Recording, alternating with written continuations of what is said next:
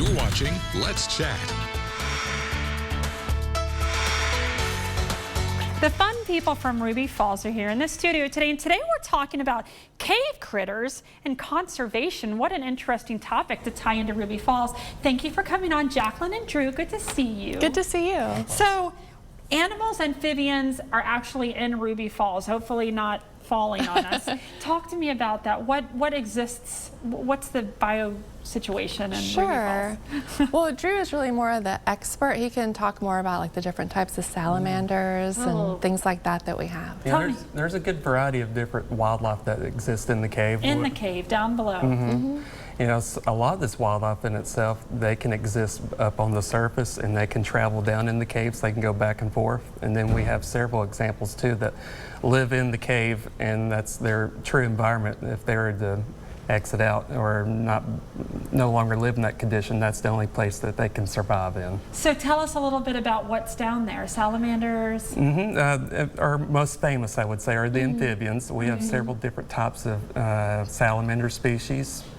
On occasion, we do get frogs, and as far as other things, uncommon, but we do get bats. Oh, cool. Bats do exist in our cave as well. Yeah. So what is your purpose? Are you part of conserving these or tracking them and their health? Very much so. You know, we have Ruby Falls to show to the public as far as the cave and waterfall itself, but not only that, we're very conscious of the environment itself.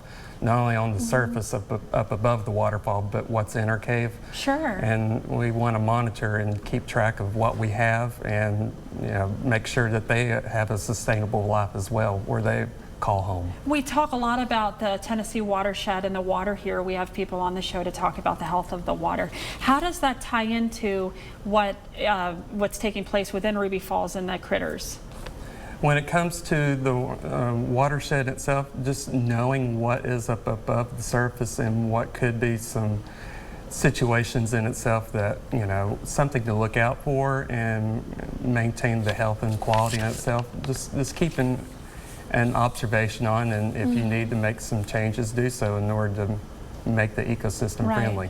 Jacqueline, why would you say this is an important facet to promote, as in the role you're in? Well, it's an interesting thing where we're located. It's actually the convergence point of 3 different watersheds.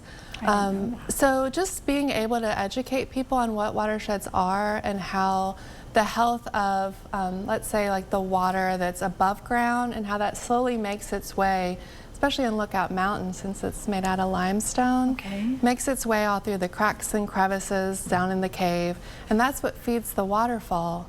But then what's also very neat is like after that water goes down the waterfall, it slowly makes its way to the Tennessee River.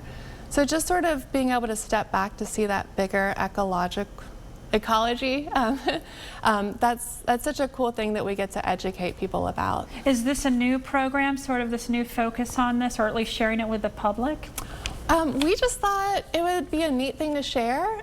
We recently had team members share photos of different salamanders and cave critters that they'd seen down there. And so that sort of sparked kind of an excitement about all the different little life forms that find their way into the Ruby Falls I really cave. love that. Is there like a project at Ruby Falls in the Gift Center, or where we can learn more? Is this up on the website? Just come and talk to any of us. I love that. Yeah. So we had pictures of salamanders. This is a stupid question, I feel like. Do they glow? Because would we see them? I've been down there several times and I've never seen an animal. Yeah, it's one of those situations that on occasion you'll be able to see them along the trails or along the walls, but they're mostly kind of hidden and tucked away underneath where all the stream beds are. And it's one of those that you sit and study and really look in the places where they do exist. You'll find that they're pretty abundant. Right. Well, what if, yes, ma'am? Oh, I was just going to add, the first time I saw one of those orange and black salamanders in the cave, it startled me because you don't expect to see such a flash of color. Yeah, totally. I would agree. But it was a very friendly little guy, and I let him be. But it was a beautiful thing to see. Well, what a fun interview. So maybe people need to come by rubyfalls.com, right? Yes. For tickets, more information, and maybe spot an orange salamander themselves. Thank you so much for coming on, Jacqueline and Drew. Thank you, Andy. Thank you.